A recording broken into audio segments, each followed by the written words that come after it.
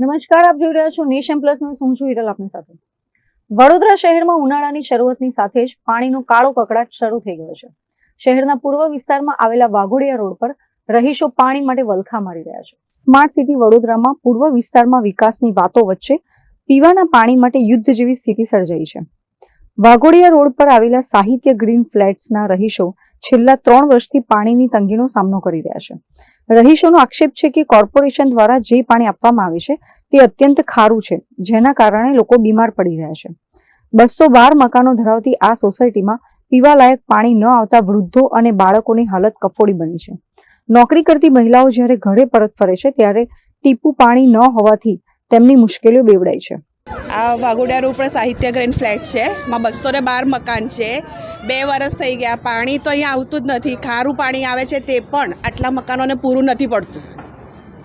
અમે કોર્પોરેશનને બધી બહુ જ વખત આ લોકો જે અમારા કમિટી મેમ્બર છે એ લોકોએ બધાએ બહુ રજૂઆત કરી, પણ એનો કોઈ જ ફેસલો આવતો નથી. અહીંયા નાના નાના બચ્ચાઓ છે, વૃદ્ધ માણસો છે, એ લોકોને પાણીની જરૂરિયાત વધારે હોય. બધા અમે લોકો વર્કિંગ વુમન્સ છે, તો પાણી અમારી પાસે અમે જ્યારે આવીએ છીએ વર્ક પર જોબ ઉપરથી ત્યારે પાણી હોતું નથી. તો પાણી વગર શું કરે? કારણ કે પાણી જીવન જરૂરિયાતની વસ્તુ છે, એટલે પાણી તો પહેલાં જોઈએ જ. કેમ કે પાણી જીવન જરૂરિયાતની વસ્તુ છે, બરાબર. આગામી સમયે ચૂંટણી આવી રહી છે, એનું શું કરશો? ચૂંટણીમાં શું થાય? એમાં પાણીની જે અમારે પાણીની જરૂરિયાત છે એ પૂરી કરશે તો કંઈક વિચારીશું અમે લોકો. પછી તમારા વોર્ડના વોટિંગ માંગવા આવશે ત્યારે તમે શું કરશો? વોટિંગ માંગવા તો આવે જ છે બધા, પણ પહેલાં પાણી આપે તો આગળ વિચારીને તો પછી અમે બહિષ્કાર કરીશું. સ્થાનિક કમિટી દ્વારા અનેકવાર પાલિકામાં રજૂઆત કરવામાં આવી, પરંતુ અધિકારીઓના પેટનું પાણી હલતું નથી.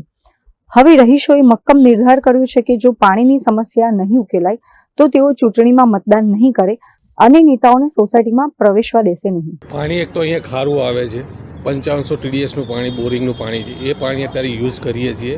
એ પાણીમાં અત્યારે લોકોને ઘણી બધી સમસ્યાઓ થઈ છે.